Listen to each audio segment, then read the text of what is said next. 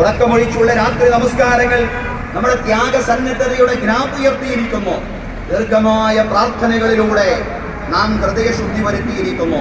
ഖുർആൻ പാരായണത്തിലൂടെ മനസ്സിൽ ശാന്തിയുടെ സംഗീതമൊഴുക്കിയിരിക്കുന്നു. വിവിധ നമസ്കാരങ്ങളിലൂടെ, തറാവീഹിലൂടെ, ഖിയാമുൽ ലൈലിലൂടെ ആത്മാവിന്റെ തീർത്ഥയാത്രകൾ ധാരാളം. ജാതിമത വ്യത്യാസങ്ങളില്ലാത്ത സാഹോദര്യത്തിന് കരുത്തു പകർന്നിരിക്കുന്നു. സംഘം ചേർന്നുള്ള നമസ്കാരങ്ങളിലൂടെ ഉമ്മത്തിന്റെ ഐക്യവും പരസ്പര സ്നേഹവും ശക്തിപ്പെടുത്തിയിരിക്കുന്നു. ഈ നന്മകളെല്ലാം നേടാനായതിന്റെ ആത്മനിർവൃതിയിലാണ് ഇന്ന് നമ്മളുള്ളത്. സഹോദരങ്ങളെ, റമദാനിലൂടെ നാം നേടിയെടുത്ത ഈ ചൈതന്യത്തിന് കളങ്കം വരാത്ത രീതിയിലുള്ള ജീവിതമാകണം ഇനി അങ്ങോട്ടുള്ള നമ്മുടെ ജീവിതം. ഇതാണ് ഈദുൽ ഫിത്ർ ദിനത്തിൽ നാം അറിഞ്ഞിരിക്കേണ്ടുന്ന ഏറ്റവും വലിയ കാര്യമെന്ന് പറയുന്നത്. അറേബ്യയിൽ റൈബ് എന്ന പേരുള്ള ഒരു പെൺകുട്ടി ഉണ്ടായിരുന്നു. ആ പെൺകുട്ടി ചെയ്തിരുന്നത് പകലന്തിയോളം നൂലിങ്ങനെ പിരിച്ചുകൊണ്ട്, ഒരു ഭ്രാന്തി പെണ്ണാണ്, പകലന്തിയോളം നൂല് പിരിച്ചുകൊണ്ട് രാത്രി അതങ്ങ് അഴിച്ചിടും. അവര് ചെയ്ത പണിക്ക് ഒരു ഫലവുമില്ലാത്ത അവസ്ഥയിൽ നിഷ്ഫലമാക്കുന്ന ഒരു രീതി അറേബ്യയിൽ റൈബ് എന്ന് പറയുന്ന ആ ഭ്രാന്തി പെൺകുട്ടിക്കുണ്ടായിരുന്നു. ഖുർആൻ നമ്മോട് പറയാണ്, വലാ തകൂനു കല്ലത്തി നഖലത അസ്ലഹ മിൻ ബഅദി ഖുവ്വത്തിൻ അൻകാതാ.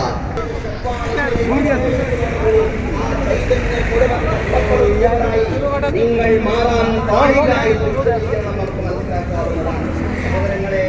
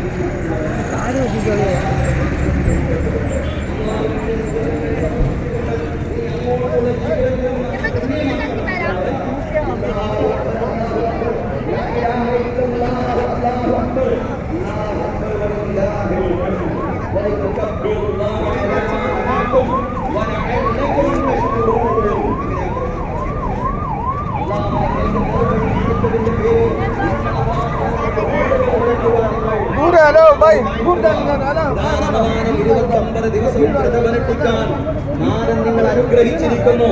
ആ നാഥന് നന്ദി പ്രകാശിപ്പിച്ചുകൊണ്ട് ആ നാഥനെ നിങ്ങൾ വാഴ്ത്തുക എന്നാണ് വിശുദ്ധ ഖുർആനിലൂടെ ആ വചനം അപ്രകാരമാണ് അവസാനിക്കുന്നത്. സഹോദരങ്ങളെ, നമുക്ക് വലിയ അനുഗ്രഹങ്ങളാണ് നാഥൻ നൽകിയിരിക്കുന്നത്. റമദാനിലെ 29 ദിവസവും നോമ്പെടുക്കാനുള്ള ആരോഗ്യം പടച്ചതമ്പുരാൻ നമുക്ക് നൽകി. അത്യാവശ്യം നല്ല ഭക്ഷണം നോമ്പ് തുറയുടെയും അത്താഴത്തിന്റെയും സമയത്ത് നമ്മിൽ മിക്ക ആളുകൾക്കും ലഭിച്ചിരുന്നു എന്നുള്ളതാണ്. ദാരിദ്ര്യം കൊണ്ട് നമ്മൾ പരീക്ഷിക്കപ്പെട്ടിട്ടില്ല. ഇവിടെ റബ്ബിന്റെ അനുഗ്രഹങ്ങൾക്ക് നന്ദി പ്രകാശിപ്പിക്കാൻ എനിക്കും നിങ്ങൾക്കും സാധ്യമാവണം എന്നുള്ളതാണ്. സഹോദരങ്ങളെ, ലോകത്തിന്റെ വിവിധ ഭാഗങ്ങളിൽ മർദ്ദിത പീഡിത ജനവിഭാഗങ്ങൾ വലിയ പ്രയാസങ്ങൾ അഭിമുഖീകരിച്ചു കൊണ്ടിരിക്കുമ്പോ നാഥൻ നമുക്കായി നൽകിയ അനുഗ്രഹങ്ങളിൽ നമ്മൾ പ്രത്യേകം തന്നെ നന്ദി പ്രകാശിപ്പിക്കേണ്ടതുണ്ട്. ലഇൻ ശകർതും ലഅസീദന്നകും വലഇൻ കഫർതും ഇന്ന അദാബി ലശദീദ്. നിങ്ങൾ നന്ദി പ്രകാശിപ്പിക്കുകയാണെങ്കിൽ അല്ലാഹു പറയാണ്, അല്ലാഹു നിങ്ങൾക്ക് കൂടുതലായിട്ട് നൽകുന്നതാണ്. നിങ്ങൾ നന്ദികേട് കാണിക്കുകയാണെങ്കിൽ നിങ്ങൾ മനസ്സിലാക്കുക, നിശ്ചയം അല്ലാഹുവിന്റെ ശിക്ഷ അതികഠിനവും കഠോരവുമാണ്. സഹോദരങ്ങളെ, നമുക്കറിയാം, ഫലസ്തീൻ മക്കൾ ഇന്നും വലിയ ദുരിതങ്ങളിലൂടെയാണ് കടന്നുപോയിക്കൊണ്ടിരിക്കുന്നത്. സ്ത്രീകളടക്കം കുഞ്ഞുങ്ങളടക്കം രക്തസാക്ഷികളായി കൊണ്ടേയിരിക്കുന്ന വാർത്തകളാണ് നാം കേട്ടുകൊണ്ടിരിക്കുന്നത്.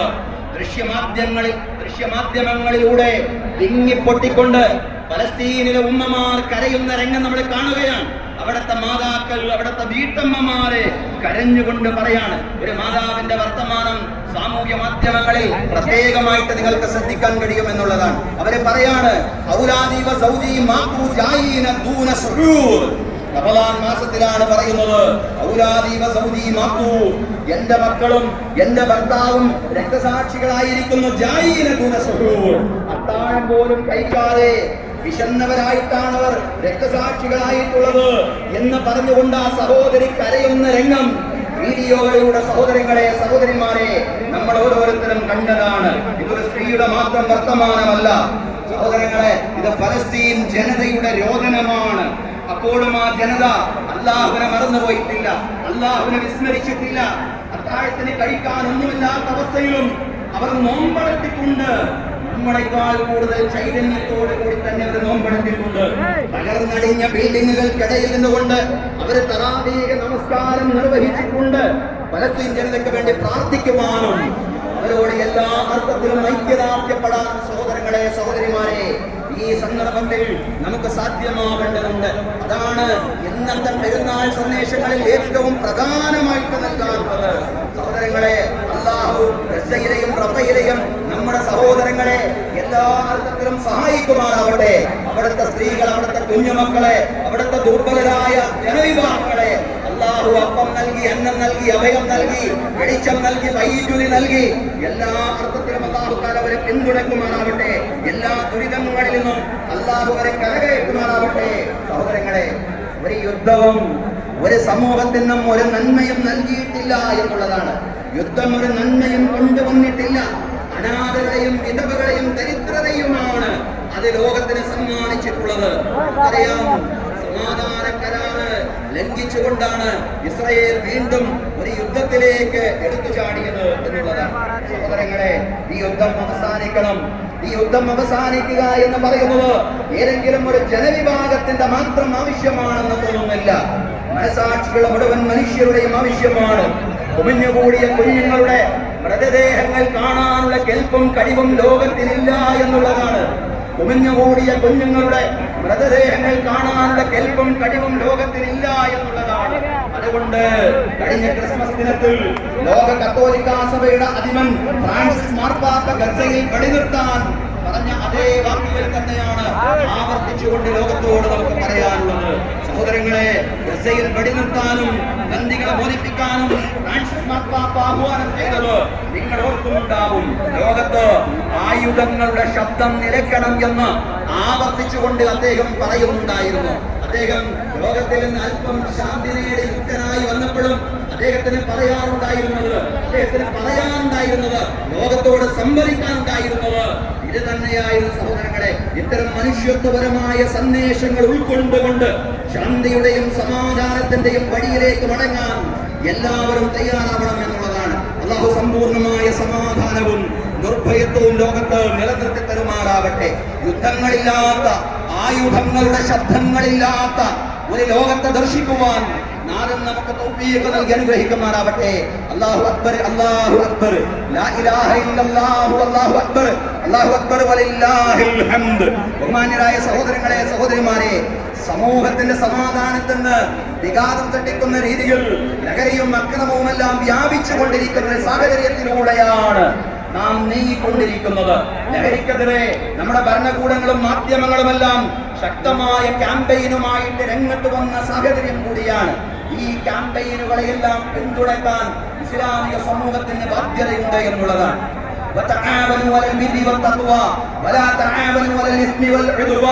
നിങ്ങൾ നന്മയുടെയും സൂക്ഷ്മതയുടെയും കാര്യത്തിൽ എല്ലാവരുമായും സഹകരിക്കണം. കുറ്റകൃത്യങ്ങളുടെ കാര്യത്തിൽ നിങ്ങൾ ആളുകളോട് സഹകരിക്കരുത്. ശത്രുതയുടെയും കുറ്റകൃത്യങ്ങളുടെയും കാര്യത്തിൽ ആരുമായും സഹകരിക്കരുത്.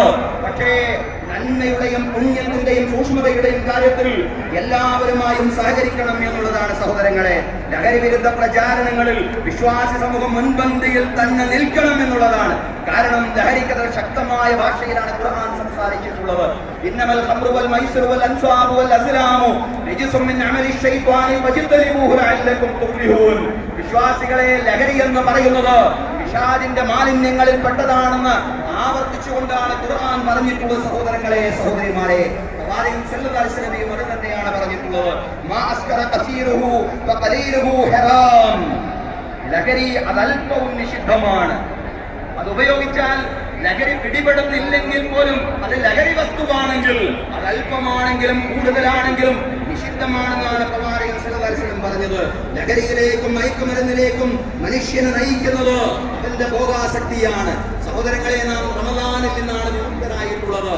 റമദാൻ എന്ന് പറഞ്ഞാൽ ഭോഗാസക്തിയെ നിയന്ത്രിക്കാനുള്ള ഒരു മാസം കൂടിയായിരുന്നു എന്ന് നമ്മൾ മനസ്സിലാക്കേണ്ടതുണ്ട്. വിഷന്നും ലൈംഗിക വികാരങ്ങൾ നിയന്ത്രിച്ചുകൊണ്ടും വിശ്വാസി അവന്റെ ദേഹേച്ഛയ്ക്കും ഭോഗാസക്തിക്കും കടിഞ്ഞാണിടുകയായിരുന്നു. സഹോദരങ്ങളെ, സഹോദരിമാരെ, ഈ റമദാന്റെ ചൈതന്യം നമ്മിൽ നിലനിൽക്കുന്നുണ്ടെങ്കിൽ ആ ചൈതന്യത്തിൽ നാം മുന്നോട്ട് പോയാൽ ലഹരി അടക്കമുള്ള ഒരു സാമൂഹിക തിന്മയിലും നമ്മൾ അകപ്പെടില്ല എന്ന് മാത്രമല്ല, റമദാനിൽ നാം ആർജിച്ചെടുത്തിട്ടുള്ള ഈ ഊർജം ഉപയോഗിച്ചുകൊണ്ട് ലഹരിക്കെതിരെയുള്ള പോരാട്ടത്തിൽ, അത്തരം സാമൂഹിക തിന്മകൾക്കെതിരെയുള്ള പോരാട്ടത്തിൽ ശക്തമായിട്ട് അണിചേരാൻ നമുക്ക് സാധിക്കും എന്നുള്ളതാണ്. അണിചേരാൻ നമുക്ക് കഴിയുകയും ചെയ്യേണ്ടതുണ്ട്.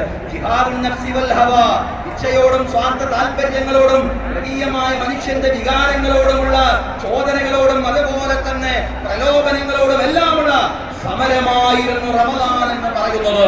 ലഹരിയോടൊപ്പം തന്നെ നാം ഗൗരവത്തിൽ ചർച്ച ചെയ്യേണ്ട മറ്റൊരു വിഷയമാണ് കൗമാര യൗവനങ്ങൾ, അവരിൽ വ്യാപകമായി കൊണ്ടിരിക്കുന്ന അക്രമവാസന എന്ന് പറയുന്നത്. അക്രമങ്ങളും കൊലപാതകങ്ങളും നാട്ടിൽ വർദ്ധിക്കുന്നു എന്നത് സഹോദരങ്ങളെ നിങ്ങൾ പ്രത്യേകം ശ്രദ്ധിക്കുന്നുണ്ടാകുമല്ലോ.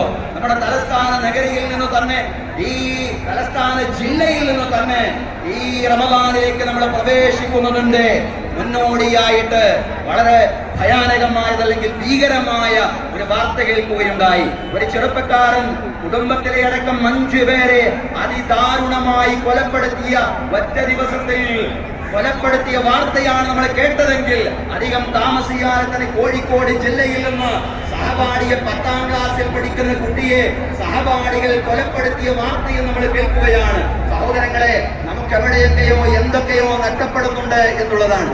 എന്താണ് നമുക്ക് നഷ്ടപ്പെടുന്നത് എന്ന് ചോദിച്ചാൽ ക്ഷമയാണ് നമുക്ക് കാര്യമായി നഷ്ടപ്പെടുന്നത്. നമ്മുടെ മക്കളെ ക്ഷമിക്കാൻ നാം പരിശീലിപ്പിക്കുന്നില്ല എന്നുള്ളതാണ്. നമ്മുടെ മക്കൾക്ക് നാം എല്ലാം നൽകുന്നുണ്ട്, എല്ലാം നമ്മൾ നൽകുകയും വേണം.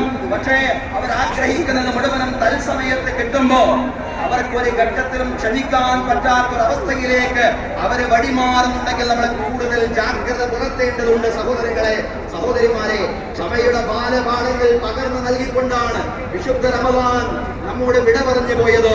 ക്ഷമയുടെ ലോകത്താണ് റമദാനിൽ നമ്മൾ ജീവിച്ചത് എന്നുള്ളതാണ് റമദാനെ സംബന്ധിച്ച് പറഞ്ഞത്. ആരെങ്കിലും നിങ്ങളെ ചീത്ത വിളിക്കുകയാണെങ്കിൽ, നോമ്പുകാരനായ നിങ്ങൾ ആരെങ്കിലും ചീത്ത വിളിക്കുകയോ ആക്രമിക്കുകയാണെങ്കിൽ ഞാൻ നോമ്പുകാരനാണെന്ന് പറഞ്ഞയാൾ ആത്മസംയമനം കൈകൊള്ളട്ടെ എന്നുള്ളതാണ്. ആത്മസംയമനവും ക്ഷമയും നമ്മളും പരിശീലിക്കണം, നമ്മുടെ മക്കൾക്കും പരിശീലിപ്പിക്കണം. റമദാന്റെ ചൈതന്യത്തിൽ നമ്മൾ മുന്നോട്ട് പോവുകയാണെങ്കിൽ, ക്ഷമയുടെ മാസമായ റമദാനിൽ നിന്നും കൊണ്ട് റമദാന്റെ പൂർണ്ണമായ ചൈതന്യത്തിൽ തന്നെ നമ്മൾ മുന്നോട്ട് പോവുകയാണെങ്കിൽ തീർച്ചയായിട്ടും സമാധാനമുള്ള കുടുംബങ്ങൾ ഉണ്ടാവുമെന്ന കാര്യത്തിൽ ഒരു സംശയവുമില്ല. അക്രമങ്ങളില്ലാത്ത, കൊലപാതകങ്ങളില്ലാത്ത, രക്തച്ചൊരിച്ചിലുകളില്ലാത്ത ഒരു സമൂഹത്തെയാണ് നമ്മൾ മുന്നിൽ കാണുന്നത്. അതിന് സാധ്യമാവണമെങ്കിൽ ആത്മസംയമനവും ക്ഷമയുമുള്ള സമൂഹമായി മാറണം. അല്ലാഹു തആല നമ്മുടെ ചെറുപ്പക്കാർക്ക് കൂടുതൽ ക്ഷമിക്കാനും ആത്മസംയമനം കൈകൊള്ളാനും തൗഫീഖ് നൽകി അനുഗ്രഹിക്കുമാറാവട്ടെ. അല്ലാഹു അക്ബർ, അല്ലാഹു അക്ബർ, ലാ ഇലാഹ ഇല്ലല്ലാഹു, അല്ലാഹു അക്ബർ, അല്ലാഹു അക്ബർ വലില്ലാഹിൽ ഹംദ്. ബഹുമാന്യരായ സഹോദരങ്ങളെ, സഹോദരിമാരെ, തുല്യതയില്ലാത്ത വെല്ലുവിളികളിലൂടെയാണ് സമുദായവും രാജ്യവും എല്ലാം മുന്നോട്ട് പോയിക്കൊണ്ടിരിക്കുന്നത്. നമുക്കറിയാം, വഖഫ് നിയമത്തെ ഭേദഗതി ചെയ്യാനുള്ള തകൃതിയായ നീക്കങ്ങൾ നമ്മുടെ രാജ്യത്ത് ഇപ്പോൾ നടന്നുകൊണ്ടിരിക്കുകയാണ്. സഹോദരങ്ങളെ, എന്താണ് വഖഫ് നിയമം? മൂലധനത്തെ സ്ഥായിയായി നിലനിർത്തിക്കൊണ്ട് പ്രയോജനവും ആദായവും ജനങ്ങൾക്ക് എല്ലാ കാലത്തും പ്രയോജനപ്പെടുത്താവുന്ന രീതിയിൽ ഒരു വ്യക്തി തന്റെ സമ്പത്ത് ദാനം ചെയ്യുന്നതിനാണ് ഇസ്ലാമിന്റെ ഭാഷയിൽ വഖഫ് എന്ന് പറയുന്നത്. ഭൗതികമായ എന്തെങ്കിലും താല്പര്യത്തിന് വേണ്ടിയല്ല ആളുകൾ വഖഫ് നിർവഹിക്കുന്നത്, അതല്ലെങ്കിൽ ഇത്തരം ദാനങ്ങൾ ചെയ്യുന്നത്. മറിച്ച് മനുഷ്യന്റെ പാരത്രികമായ വിജയത്തെ മുൻനിർത്തിക്കൊണ്ടുള്ള ദാനമാണ്. സഹോദരങ്ങളെ, അങ്ങനെ ദാനം ചെയ്ത വസ്തുക്കളാണ് നമ്മുടെ മസ്ജിദുകളും അതുപോലെ തന്നെ മദ്രസകളും നമ്മുടെ യതീംഖാനകളും എല്ലാം ഇത്തരത്തിൽ ദാനം ചെയ്തിട്ടുള്ള സ്ഥാപനങ്ങളാണെന്ന്, വഖഫ് ദാനമായിട്ടുള്ളതാണെന്ന് നമ്മൾ മനസ്സിലാക്കണം. നമുക്കെല്ലാം അറിയാവുന്ന കാര്യമാണ് സഹോദരങ്ങളെ. അതുപോലെ തന്നെ കുടിവെള്ളം വഖഫ് ചെയ്യുന്ന ആളുകളുണ്ട്, അതുപോലെ തന്നെ പൊതുജനങ്ങൾക്കുള്ള മറ്റ് സൗകര്യങ്ങൾ വഖഫ് ചെയ്യുന്ന ആളുകളുണ്ട്. ഇങ്ങനെയുള്ള വഖഫുകളെല്ലാം തന്നെ ധാരാളമായിട്ട് ചരിത്രത്തിൽ നമുക്ക് കാണാൻ സാധിക്കുന്നതാണ്. വഖഫിനെ സംബന്ധിച്ച് പറയുമ്പോൾ അത് അല്ലാഹുവിന്റെ ധനമാണ്. അത്